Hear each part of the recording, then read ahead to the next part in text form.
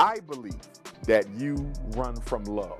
I believe that Dr. Cheyanne Bryant is quite possibly the same personality type as Nick Cannon and Cam Newton. I believe that all three of you are serial monogamous with narcissistic tendencies. Hey guys, so look, there are no elevators to success. Success looks like this. You walk up the stairs, you walk up the mountain, you continue to walk up the mountain, everything falls, you start all over again. There are no shortcuts to success, but somehow Cheyanne Bryant managed to present herself as a doctor without having the proper degrees or qualifications. Now, comedian DL Hughley is calling her out for allegedly misleading and taking advantage of innocent women. During her time as an online health expert, anyone who questioned her background was quickly dismissed. However, after closer attention, people discovered that Cheyanne Bryant could not provide proof of the credentials she claimed to have. Critics say she gave harmful advice to thousands of black women while earning money from her platform. DL Hughley believes the truth was always there, but her convincing claims helped her avoid criticism for a long time. Well, I can't believe that people are asking to see everybody. When you go to a doctor's office, somebody, if they're working with your mind or your body, if they're a mechanic, they show you on the wall. They see you. Yeah, you right. You're not gonna walk in somebody and they want to deride, nigga. If you like, so I think, but I do think it's disingenuous to believe that they ask people if you're dealing with somebody's mind, if you're dealing with somebody's physical well-being. You should be trained for it. It is surprising to think that Cheyanne Bryant may have created one of the longest-running controversies in the black community, especially because some people believe her actions do not match the values she promotes.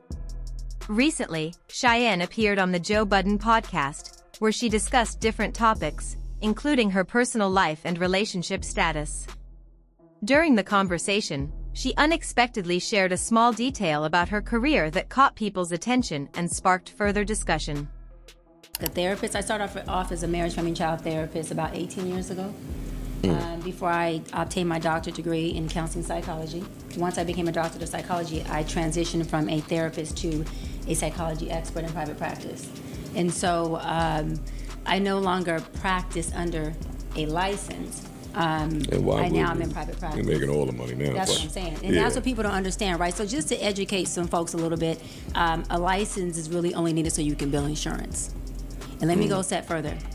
Majority of people who know that in order to bill insurance as a therapist or a physician or a psychologist, psychiatrist, you have to diagnose. Okay. Most people don't want to have a diagnosis on their record.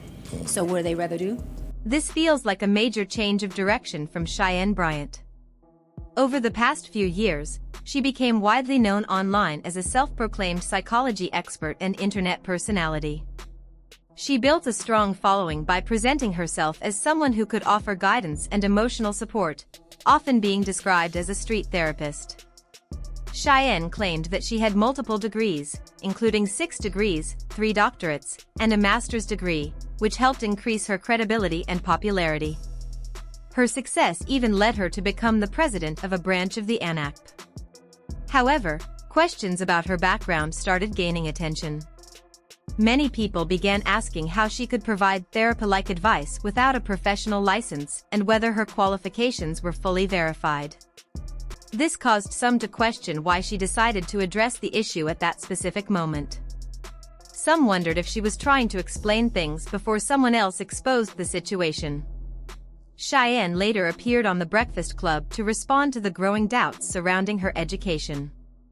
During the interview, she explained that she earned her doctorate from Argosy University, a school that later closed after financial problems. She said that because the university shut down, she no longer had easy access to her certificate. She also claimed that requesting a refund would affect the credits she earned during her studies. I went to a school, Argosy University, completed an entire program. I went back online to get my official transcripts because I was applying to a law school many years ago to be a professor there. And I had to provide my transcripts, right, to get hired. And I went to contact the school and say, hey, I need my official transcripts. I need my entire thing. And there was no school. I was like, okay, I'm confused. I Google. It says this school has been shut down. I said, oh, well, they got to have records. I mean, they were accredited when I attended the school. They were accredited when I finished the program. I go and look, there is a third party that has the records. Why I contact the third party, that third party only holds records for 2 years. How convenient is this situation for Cheyanne Bryant? The moment people began questioning her background and asking for proof, she revealed that she attended a university that has already closed down. It seemed like the perfect explanation because anyone trying to verify her education might have trouble finding information. However, that only created more questions. Reports claim that diplomas and academic records from Argosy University are still available through online systems. If they cannot be accessed there, transcripts can also be requested through the Parchment website. Despite these options, Cheyanne Bryant's alleged doctorate does not appear to be listed anywhere. And even if the doctorate is put aside for a moment, many people understand how meaningful higher education can be, especially within the Black community. Earning a college degree, and especially reaching the level of a doctorate, is often seen as a major achievement. Even celebrities who receive honorary degrees proudly attend ceremonies, wear graduation gowns, and celebrate the moment publicly. That has led some people to wonder why Cheyanne has not shared similar proof of her accomplishment. If she was unable to take graduation photos, where is her dissertation? Why is there no public record of her research or the professors who reviewed her work? Some supporters have argued that she does not need a doctorate to share knowledge about psychology or help others. However, critics believe that honesty and transparency matter, especially when someone presents themselves as an expert in a field. The controversy continues because many people feel they deserve clear answers about her educational claims. Why are you all so obsessed about Cheyanne Bryant? Like, okay, she lied. I can see if she lied and harmed people. She was on my podcast and she was brilliant. We live in a world where we act like credentials is what determines somebody's effectiveness across the board. And in some respects, it is absolutely necessary. And in her respect, it actually wasn't necessary for her to do the work that she does. That being said, I just don't care. She was on my podcast and she was incredible. I don't care. There are also people who call themselves doctor when they get an honorary doctorate, and I don't think that's much different. Maya Angelou was walking around calling herself Dr. Maya Angelou. Y'all made her. You made her. You made her who she is. All her millions of followers, her #1 book selling book, her trips on her yacht and all of that. You all pay for that. But DL Hughley is not willing to accept any of those claims without questioning them. He believes that Cheyanne Bryant has made many statements about her past that have been challenged or proven inaccurate. Despite the criticism, she continued defending her story during a recent podcast appearance, where she spoke confidently about the achievements she says she reached at a very young age. She claimed that she purchased her first home at 19, owned 3 retail stores on Melrose, and even created her own handbag brand called Cheyanne Nicole Bags. I was winning the bread. I was paying the majority of the bills, and I was in school with 26 units a semester. I was running an entire mobile legal company that I owned. So I was moving and shaking. And at 21 years old, you was doing at that? 21, I bought my first house at 19 years old. What? Bought my in first LA? house at 19 in the city of Long Beach, in North Long Beach. Let's go. I bought a 3-bedroom, 2-bathroom house, and then built a whole loft in the backyard and rented the whole thing out and moved in with him. Closer to my retail store that I had. I had 3 retail stores on Melrose. You know Melrose? Yes. Yeah, 3 retail stores. I was actually, I have to brag about this, y'all. I was the first, because I loved it. Yes. I was the first and youngest Black woman to ever own a store on Melrose. People started asking for proof and evidence behind Cheyanne's claims. They wanted to know where the documents, records, and other receipts were to support everything she had said about her accomplishments. According to the claims being discussed, Cheyanne was running a business, paying bills, managing properties, earning college credits, owning a home, and even acting as a landlord while she was only around 19 to 21 years old. Many people found that difficult to believe because handling that many responsibilities at such a young age would be extremely challenging. Anyone who has taken a heavy college course load or tried to build a serious business understands how demanding those commitments can be. Running a production-based fashion company, especially one connected to manufacturing overseas, requires a huge amount of time, planning, money, and organization. Critics argued that doing all of that while also completing school and managing personal responsibilities would have been nearly impossible. When online investigators began looking into the details, they said they could not find clear evidence of the handbag company Cheyanne Nicole that had been mentioned. They pointed out that Melrose in Los Angeles has long been one of the most recognizable shopping areas in the city, especially during the early 2000s. If someone had truly opened multiple stores there and became one of the youngest black women to achieve that accomplishment, there would likely be a strong public record, media coverage, or some visible history connected to those businesses. However, people searching for proof said they found little to nothing showing that those stores existed. The discussion also brought attention to Cheyanne's educational background. Public information reportedly shows that she earned a degree related to apparel and fashion from California State University, Northridge. However, critics question claims that she also earned degrees in areas such as psychology and Pan-African studies. They argued that she had not provided documents like additional diplomas, transcripts, dissertations, or business records to confirm those statements. Cheyanne's response was that she does not feel obligated to prove herself to everyone, but critics believe public figures who give professional advice should be willing to provide clarity about their qualifications. DL Hughley also criticized Cheyanne's position in the street therapy space, arguing that she took attention away from other black therapists who had spent years working in mental health.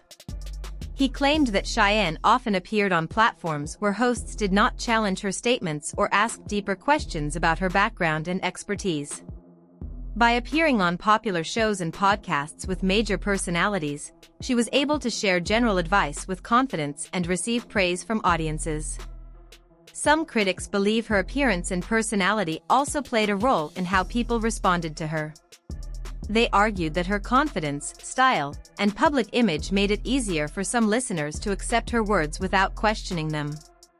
This, they say, created a situation where people focused more on her presentation than on verifying her qualifications. The controversy became bigger because Cheyanne often speaks about honesty, personal growth, accountability, trauma, and mental health. Critics questioned how someone could guide others through emotional struggles if they were accused of being dishonest about their own background. They argued that continuing to defend disputed claims instead of addressing concerns could be a serious issue, especially for someone presenting herself as a mental health professional. At the same time, Cheyanne has stated that her services are priced lower because she wants to help people with limited financial resources who may not trust traditional institutions. She has said she wants to create a space where people feel comfortable seeking support. However, critics believe that regardless of her intentions, questions about her credibility and qualifications need to be addressed because they affect the people who rely on her guidance. Okay. Most people don't want to have a diagnosis on their record. So what do they rather do? Pay out of pocket. That's what I do. And so when I realized that, I thought, well, okay, it may create a gap within our community, our black community, who can't afford health care or afford mental health services.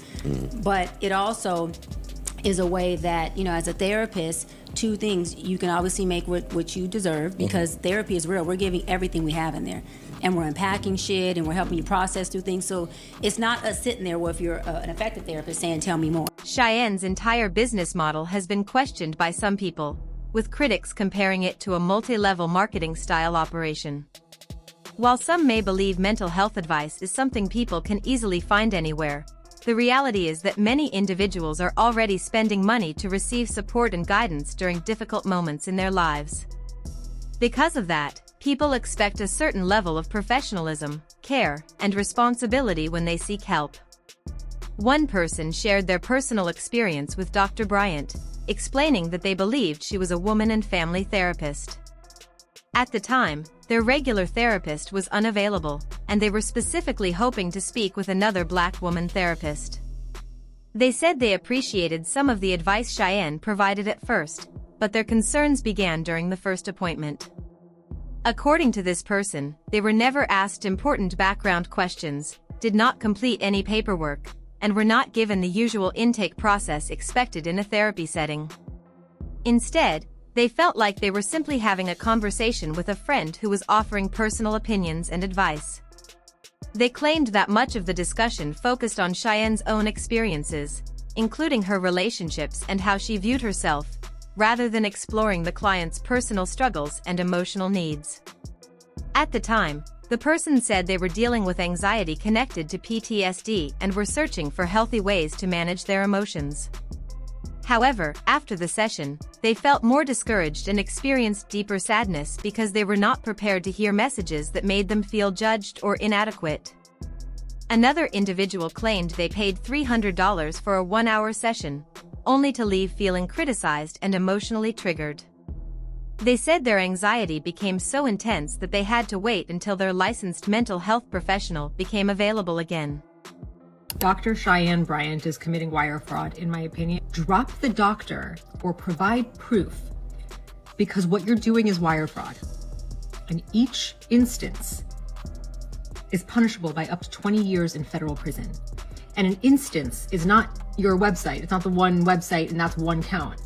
Each time a person hires you because you induced them to by calling yourself a doctor and a psychology expert when you are neither of those things, each time someone hired you is a count of wire fraud. Cheyanne Bryant is facing a lot of criticism right now, and many people feel that the way she is responding to it is making the situation worse. Some believe that it is time for people to demand more honesty and accountability from her instead of allowing the issue to be ignored. After watching Cheyanne Bryant's interview several times, some viewers feel that many of her statements do not make sense and that she often contradicts herself. They argue that her responses sound confusing and filled with unnecessary words rather than clear explanations. Instead of directly addressing the concerns being raised, they believe she is avoiding the main questions. One thing that caught people's attention was her wearing a chain that says Doc. Critics pointed out that openly displaying a title through jewelry can raise questions, especially when people are already asking for proof of academic achievements. They feel that actions like this distract from the real issue of showing evidence and being transparent. Some critics also believe that focusing on appearance and social media attention can be a way to shift attention away from serious questions. The debate continues, with many asking whether the concerns about Cheyanne Bryant's qualifications are justified or if people are judging her too quickly. Viewers are sharing their opinions and waiting for clearer answers.